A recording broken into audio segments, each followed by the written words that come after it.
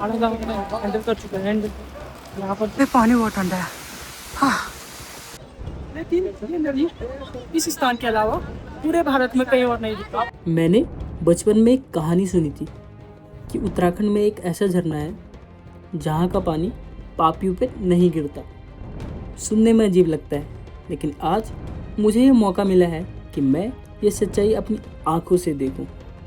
आपको लग रहा होगा कि ये एक कोई नॉर्मल जर्नी होगी, लेकिन रास्ता रहस्यों से भरा था। यहाँ से मुझे 4 स्टेज पार करके जाना था। पहला बद्रीनाथ टेम्पल, दूसरा भारत का पहला और आखिरी गांव माणा, तीसरा सरस्वती नदी जो आगे जाके एक रहस्यमय तरीके से विलुप्त हो जाती है और कहीं नहीं दिखती, और चौथा 5 किलोमीटर का एक सफ़र जिसे पार करके मैं पहुंचता वसुधारा, जिसके बारे में कहा जाता है कि इसका पानी पापियों पर नहीं गिरता। तो चलिए आज की जर्नी हम स्टार्ट करते हैं।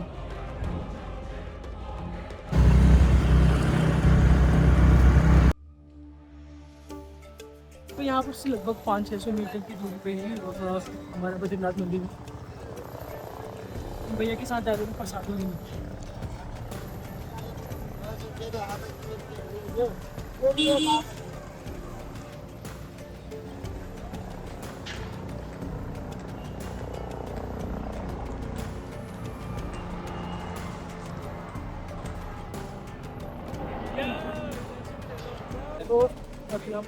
जा रहे हैं दर्शन करने के लिए एंड बोल रहे हैं कि बहुत बड़ी लाइन लगी थी। देखते हैं। तो जैसे जैसे हम आगे बढ़ते जा रहे थे वैसे वैसे लोगों की भीड़ भी बढ़ती जा रही थी। मंदिर के पास तो इतनी ज़्यादा भीड़ थी कि पैर सरकाने की तक जगह नहीं थी।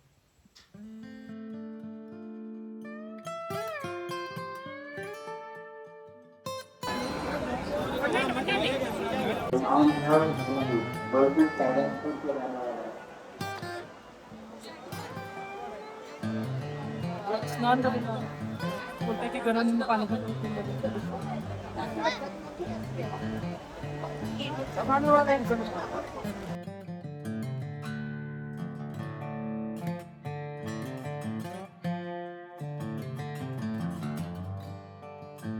अगर आप पहली बार आ रहे तो आपको बहुत ज़्यादा भीड़ का सामना करना पड़ेगा।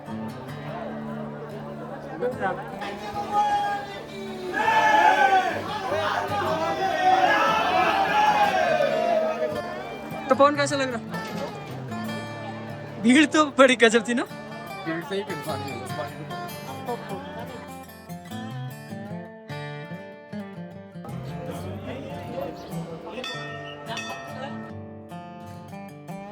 तो आज भीड़ इतनी ज़्यादा थी कि भाई पैर सरकाने तक की जगह नहीं मिल रही थी।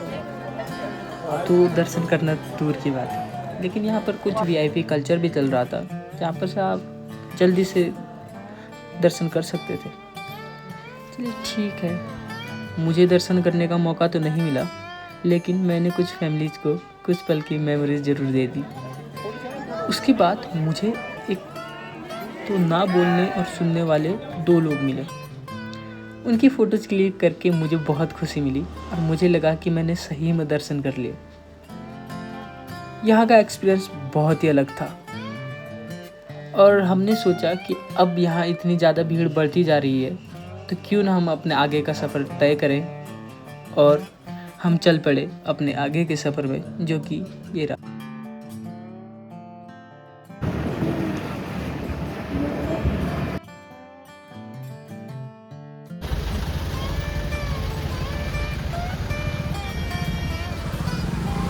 अभी ना यहाँ पर से गाड़ियाँ जा नहीं रही आगे, तो पार्किंग देख रहे हैं अभी हम।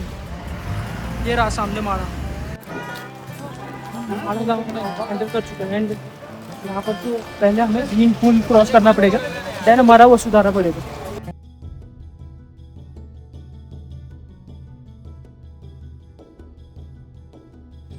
तो माड़ा गांव में एंटर होते हुए हमें एक नए कल्चर से इंट्रोड्यूस होने का मौका मिला और रास्ते में मुझे एक अनोखी चीज़ देखने को मिली जिसके बारे में मैं बिना पूछे रह नहीं सका। तो मैं आपको भी आगे दिखाता हूँ, देखिए एंड प्लीज़ फील कीजिए इसे।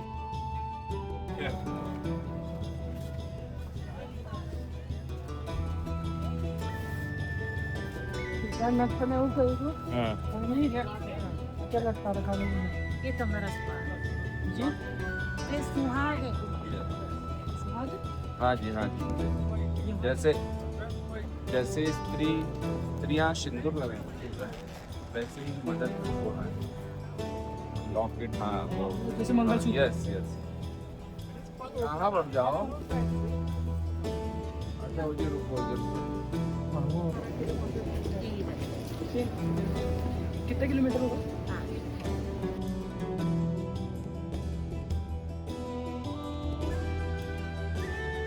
ना ट्रैवल करता है भाई एक चीज़ मतलब सब लोग फेस करेंगे कि मतलब जो ना बहुत ज़्यादा क्राउडेड एरिया होगा या मतलब होने वाला होगा तो आप ना किसी कुछ चीज़ सीखेंगे तो थोड़ा मतलब कष्ट भी होगा बहुत सारी चीज़ें फेस करनी पड़ती है अपना क्योंकि उनको ना सेम सवाल बहुत सारे लोगों ने पूछ लिया होगा एंड मेरा फ्रेंड था वो बोला था कि फालतू मतलब लोगों से मत बोलो ट्रैवल का यही रहता है कि भाई सारी नई चीज़ सीख नहीं पाती तो फिर पता लग गया ना किसी को मुझे पता चल गया वो चीज़ के लिए वो पूछना चाहिए मेरी बेइज्जती क्यों मिला सो पूछने से कभी नहीं मिला आवाज़ ही सुन सकती है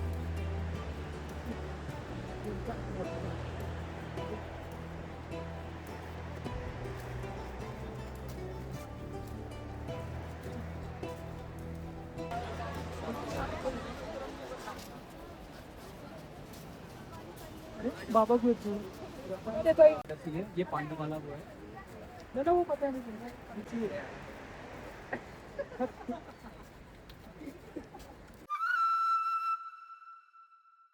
हिंदू मान्यता में सरस्वती नदी को एक खास दर्जा दिया गया है लेकिन ये नदी इस स्थान के अलावा पूरे भारत में कहीं और नहीं दिखती ये देखो आगे जाके जाती है लेकिन ऐसा क्यों जाता है कहने के बाद अगर पौराणिक कहानियों को माने तो कहा जाता है कि महर्षि वेदव्यास जब महाभारत की रचना कर रहे थे तो सरस्वती नदी का इतना ज़्यादा वेग था कि गणेश जी को कहानी लिखते वक्त कुछ भी सुनाई नहीं दे रहा था।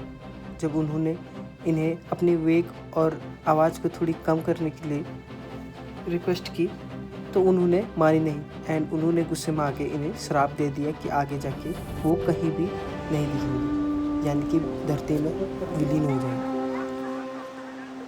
भाई हम पहुंचे हिंदुस्तान की पहली दुकान में हिंदुस्तान की पहली चाय की दुकान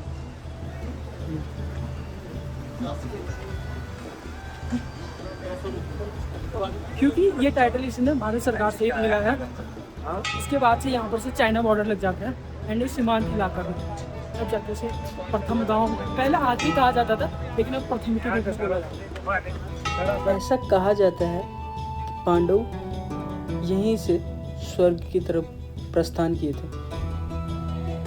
the gateway of haven Swargarohini भी इसी ट्रैक पर पड़ता है जो कि लगभग 31 किलोमीटर है। अब लोगों का विश्वास है जो इस चीज़ को जिंदा रखते हैं। तो भाई यहाँ से अपना वसुधारा का ट्रैक स्टार्ट होता है जो कि लगभग 5 किलोमीटर का है।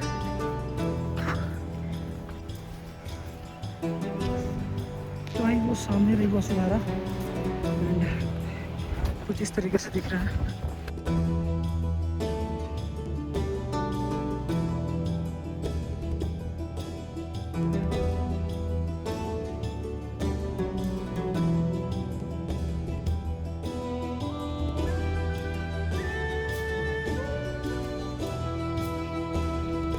जैसे जैसे हम बढ़ते जा रहे थे चढ़ाई खड़ी होती जा रही थी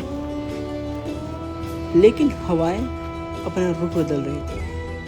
यहाँ ऊपर तो इतनी तेज हवाएं थी कि मानो हमें उड़ा ही ले जाती।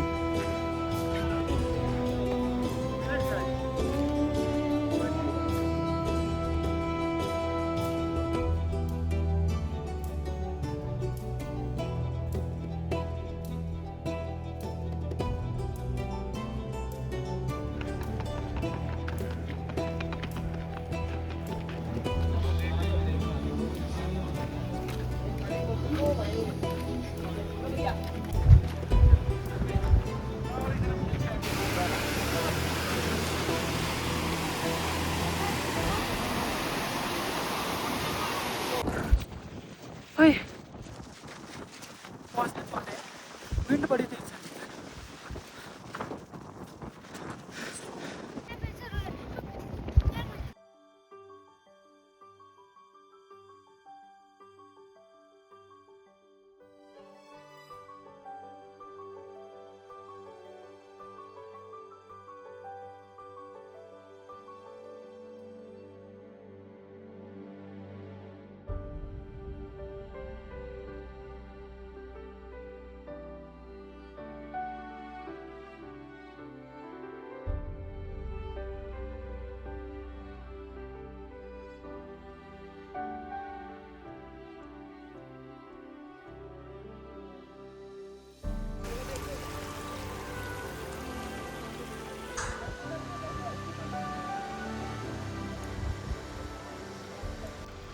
तो ज़्यादा नॉइज़ होने की वजह से इस सीन में हमारी आवाज़ ही रिकॉर्ड नहीं हुई। तो मैं कह रहा था कि ये फॉल लगभग 400 फीट की ऊंचाई से गिरता है, जिसका नाम वसुधारा है। और इसके बारे में एक रहस्यमय कहानी ये है कि इसका पानी पापियों पर नहीं गिरता।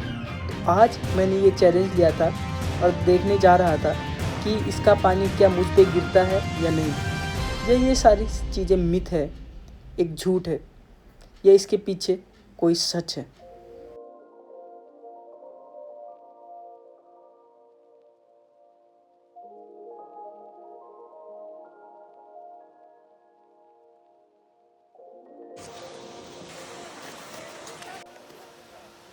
महाभारत काल से भी इस वसुधारा को जोड़ा जाता है।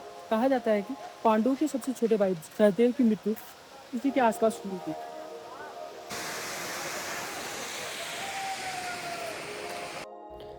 इस जगह पर सबसे ज़्यादा टफ चढ़ाई थी, क्योंकि हमारे पास हमारा सामान भी था और चढ़ाई एकदम सीधी खड़ी थी। एक गलत कदम और सीधे मौत।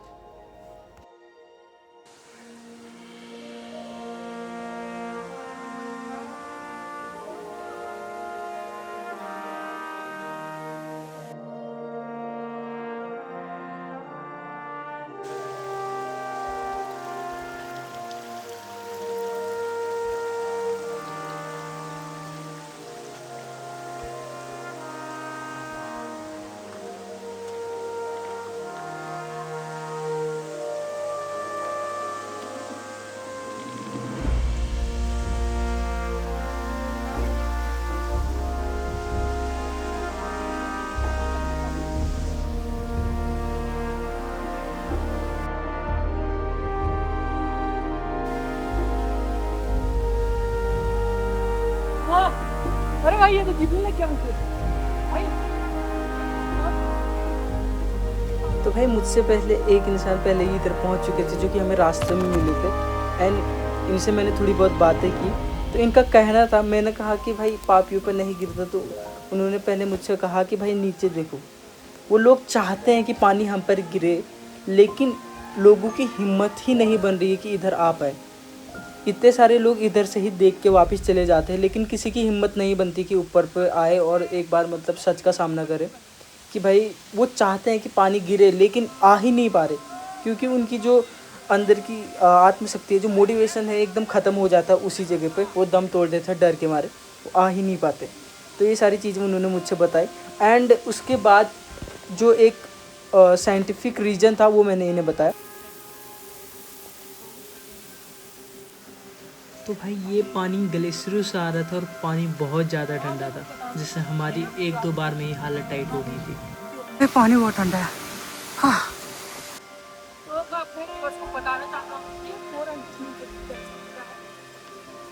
तो बहुत ज़्यादा नॉइज होने की वजह से दोबारा आवाज़ नहीं आ रही थी। तो इस सीन में मैं बोल रहा था कि ये जो फॉल है 400 फीट की ऊंचाई से गिरता है, जो कि 12,000 फीट की ऊंचाई पे है, जिसकी वजह से यहाँ पर बहुत ही ज़्यादा हवाएं चलती हैं। अब हवाओं का इस फॉल से कनेक्शन ये है कि जब 400 फीट की ऊंचाई से पानी गिरता है तो ये हिमालयी हवाओं के साथ टकराता है, जिससे ये एक फव्वारे का रूप ले लेता है, यानी कि पानी बिखर सा जाता है, जो कि आप देख सकते हैं बूंद बूंद में गिर रहा है। तो उससे क्या होता है कि सामने वाले पानी तो गिरता है, लेकिन पीछे वाले पे नहीं गिरता, जिससे एक भ्रम पैदा होता है कि पानी पापियों पे नहीं गिरता।